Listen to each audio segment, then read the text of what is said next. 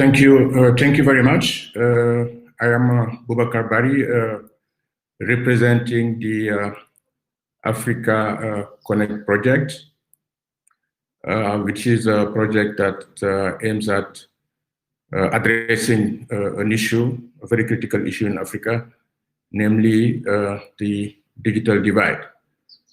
Not this digital divide, not only in Africa, between Africa and the rest of the world, but also within Africa itself.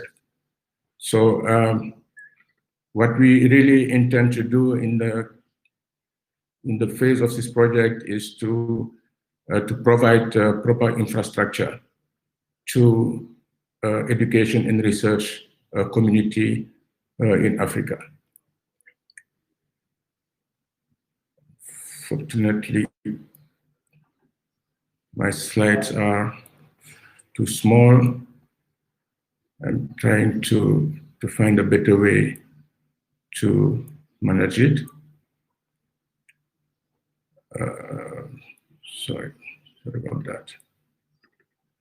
We made a test, it worked well, but now it's playing somehow crazy. So the digital gaps that we really want to address within the AfricaConnect project. And it's really not working here. It's really not working. I'm really sorry about that. Really sorry about that.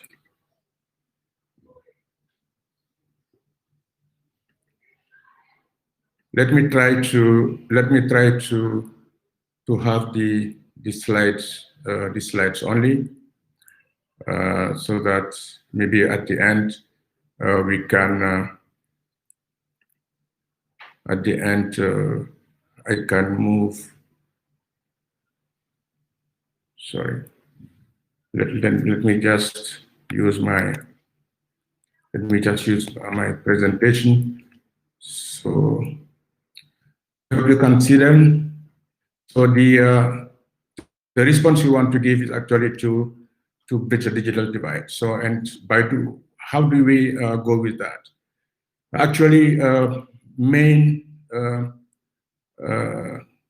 aspect that we want to address is to resolve the access to tertiary education to the massive number of youths that want to access universities and higher learning institutions in Africa, to develop dedicated services and applications, and as well as also to build capacity, and lastly, advocacy so that decision makers can support research and education networks. So how does it work? So actually what we want to do is to really address the issue, the needs of end users. The end users are students, lecturers, and administrators, researchers of higher education institutions. And for that, we have actually building blocks. The fundamentals, the foundation is actually the institutions, the universities, research centers, etc. I have given here some examples. For instance, in Uganda, where the institution have to build their campus networks. Another example is also in Ghana, and a third example in Algeria.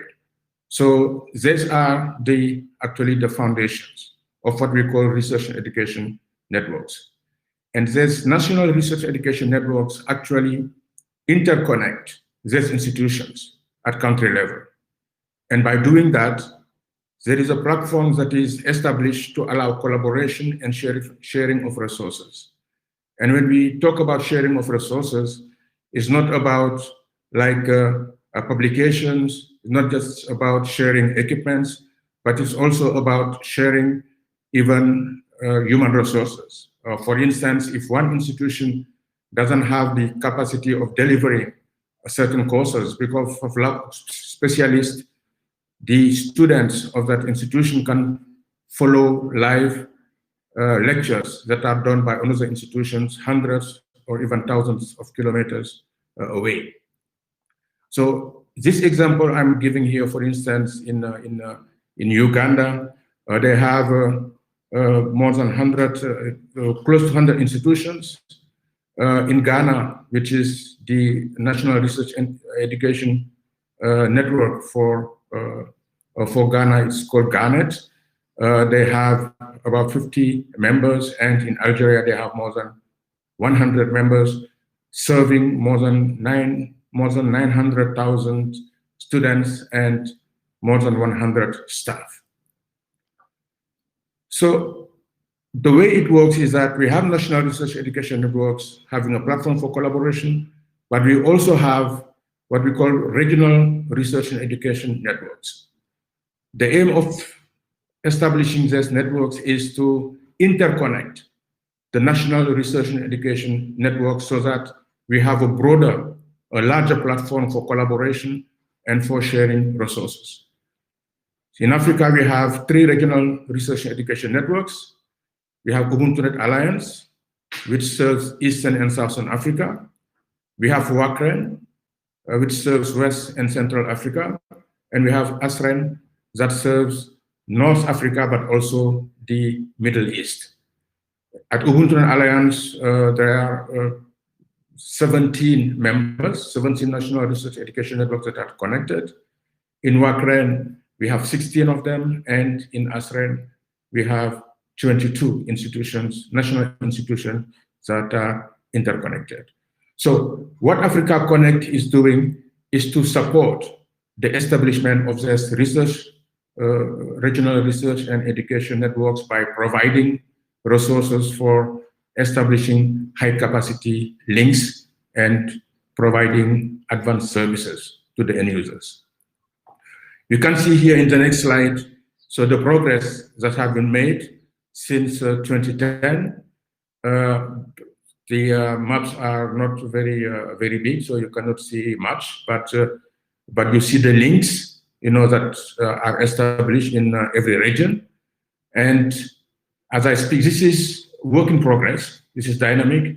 As I speak, for instance, in West and Central Africa, Mali, Burkina Faso, Cote d'Ivoire, and Benin are being connected to the WACREN network. So what are our value propositions? We actually deliver high-speed connectivity with secure high-speed connectivity with dedicated services to research and education. These services generally are not accessible through the general internet. They are only accessible through research and education networks. There are a lot of services we can give as example.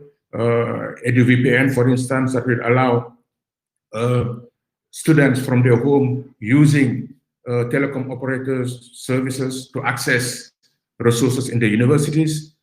And a very popular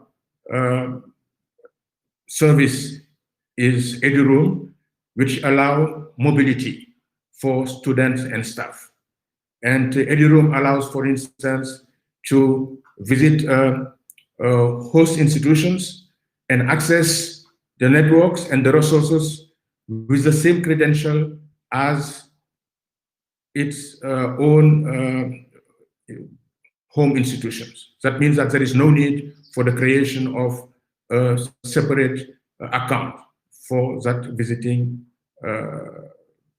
student, faculty, or administrator. So the regional research education network are interconnected globally. That means that the platform of collaboration is now global. Researchers, students, lecturers can now collaborate and share resources, not only at national, regional level or continental level, but also with their peers around the world, like in Europe, in the US, in Asia, etc. So the interconnection we are having now to the Global Research Education Network is going through the Pan-European Research Education Network, GÉANT. One thing that is also very important with research education networks is that they are buying consortium, enabling to lower prices. Because when a big number of institutions, meaning a big number of users, want to buy connectivity, for instance, or want to purchase licenses to access publications, for instance, journals, or buy licenses for certain software, so the prices are much lower than if one institution goes alone and try to purchase these services, goods or services. But that we are doing. However, we have some challenges we still have to address. I will name just a few of them here, namely that RANs are research education networks are generally underfunded by government or by development partners. This is something that that is very important, because the investment is important in terms of bringing connectivity to the end users. And RANs are also perceived often as competitors to internet service providers, which they are not, because research education networks generally don't put in place their own infrastructure, except at the campus level. But for interconnecting their members, meaning the universities, research centers, etc., what they do is to lease capacity, to buy capacity from telecom operators. So they are not competitors, but they are rather partners of telecom operators. And another problem that we have in many countries is the high cost of connectivity due to monopolies. In many countries, we have monopolies that hinders actually the development of research and education network in certain countries. When, for instance, 1 megabit per second capacity costs a couple of cents of euros, of dollars in Europe or in the US, in certain countries in Africa, it can cost up to a couple of hundreds of dollars, meaning that this blocks actually the development of national research education networks. That means that the end users actually have lesser capacity, the connectivity is very slow, and they are not able actually to upload or to download huge amount of data for the research, for instance, for climate change issues or for health research, etc., etc. So in some countries, we have capacities like per users like 10 kilobit per second, where in Europe you can have up to 1,000 kilobit per second per user. So you see the huge gap we have there.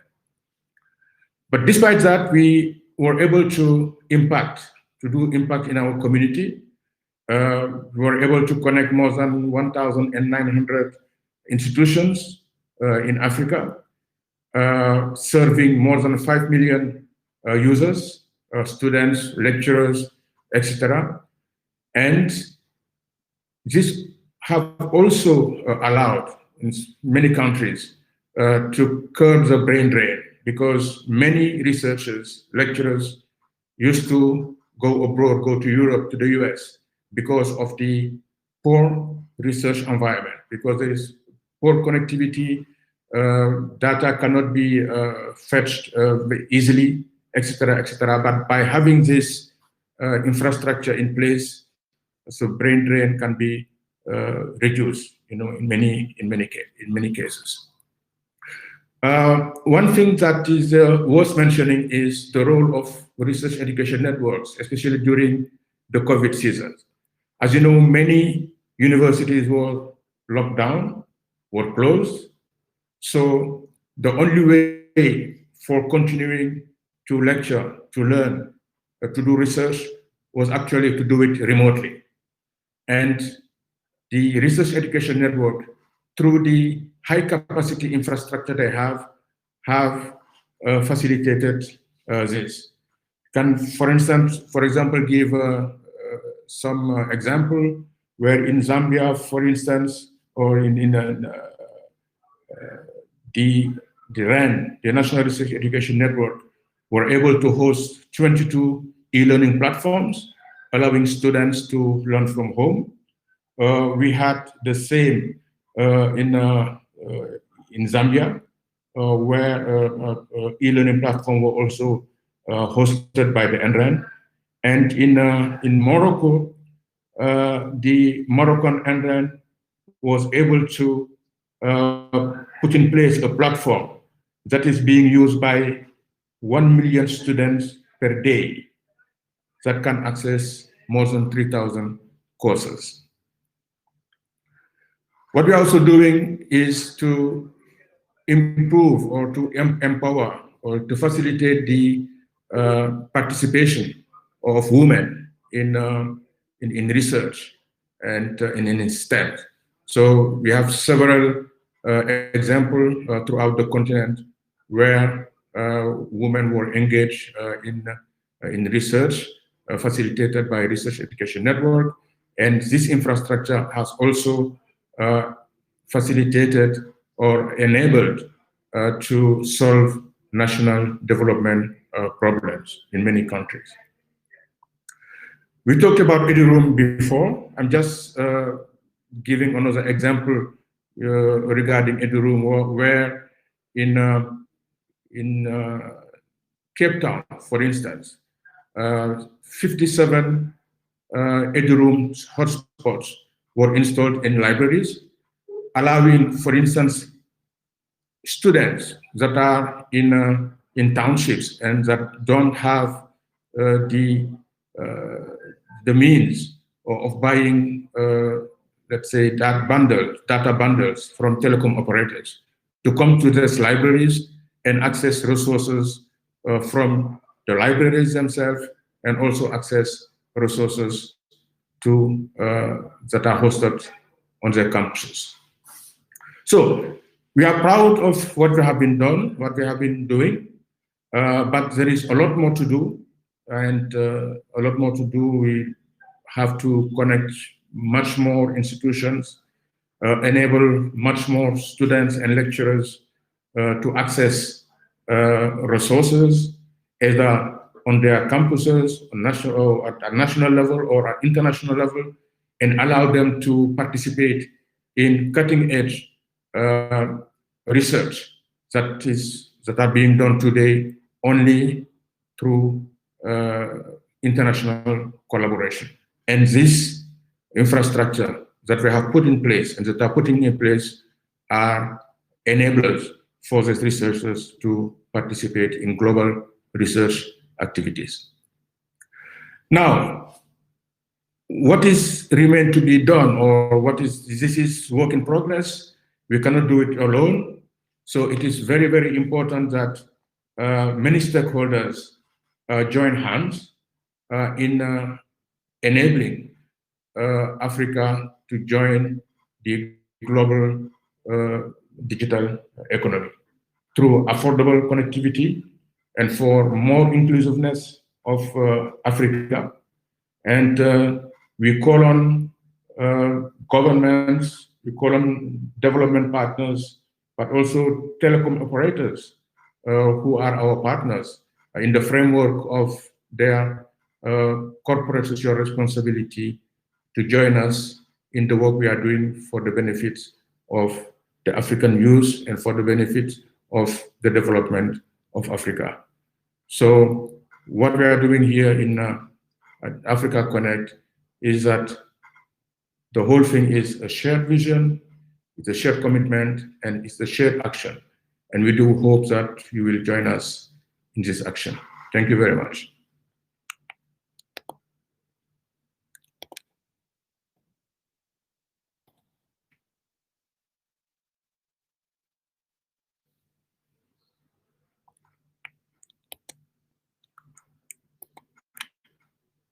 I don't know if you can see me.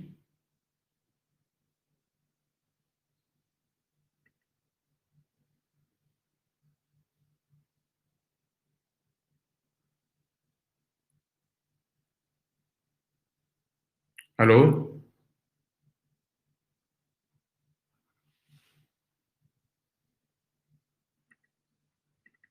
Can you see me? Can you hear me?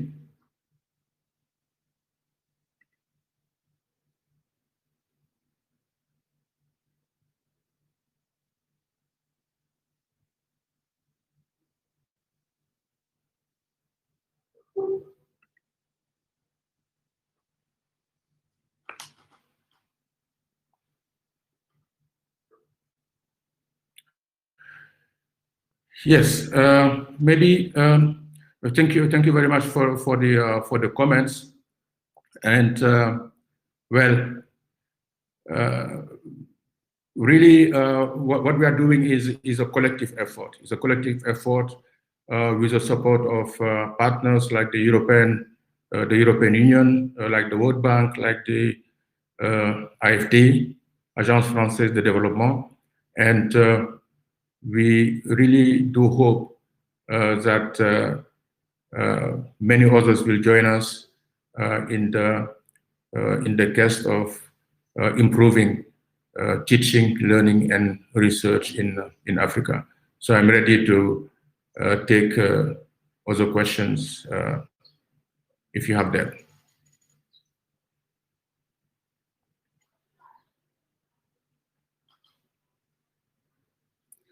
Yes, well, we are really looking for partnerships. There is a question regarding partnerships. We are open to partnerships, and what we are doing are also an opportunity for young engineers, young students generally, to really have the opportunity even to create a business. There is an example. There are examples actually in Eastern Africa where students, through the use of the infrastructure and through the accompaniment of the lecturers, the teachers, were able to create their own companies and startups, and that are growing. So there are not only opportunities for better teaching, better learning, and doing better research, but there are also opportunities for creating business in this environment.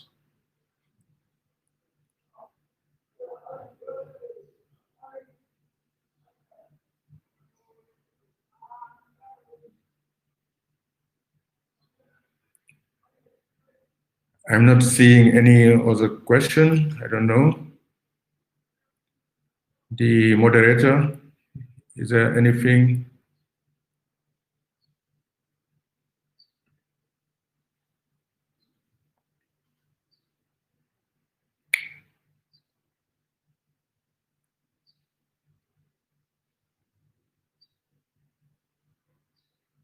Yeah, well, if there is no other question, the only thing I can say again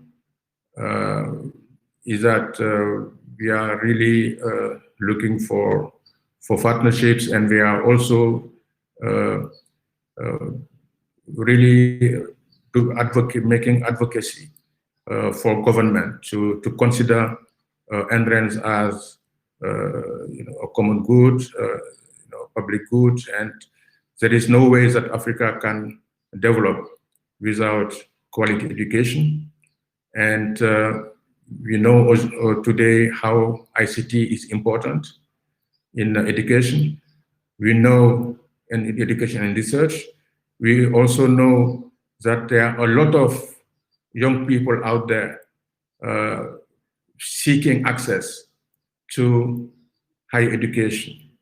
And many of them cannot do that because of the limited number of institutions, due to limited capacities of these institutions. That is why one of the solutions that have to be explored and is actually being implemented in many countries is to have distance learning or blended learning, when students won't be on campus all the time, but do many of the work from their home. And we can only do that if you have an infrastructure that can support this communication, this heavy communication, and with a number of users that this involves.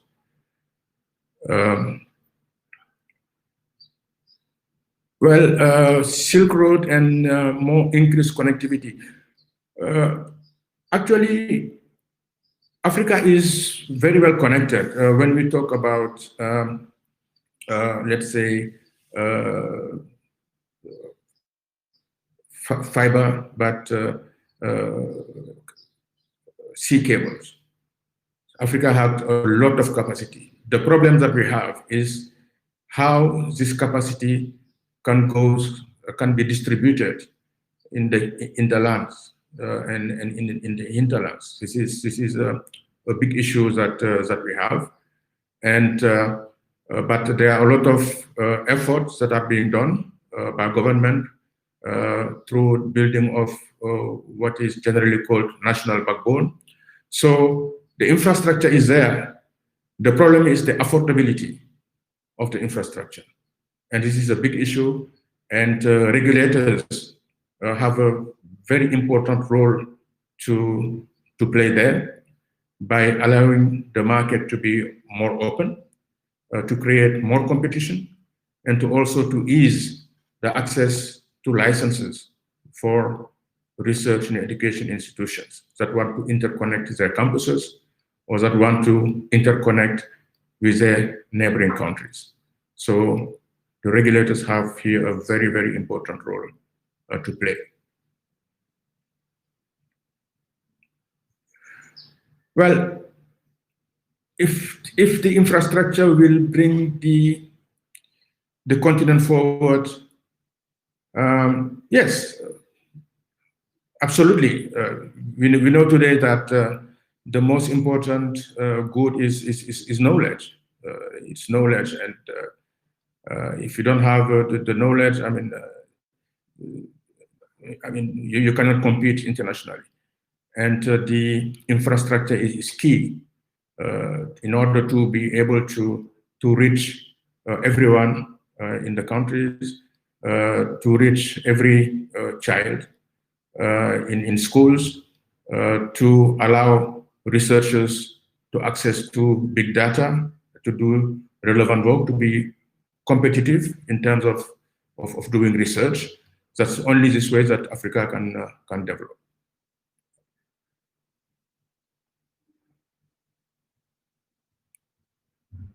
So if I see that I'm told that time is almost up, so I thank you all very much for being here and listening to our presentation. And I also thank our partners who allowed me to represent them and do this presentation. So we look forward to welcoming you in what we are doing. Thank you very much.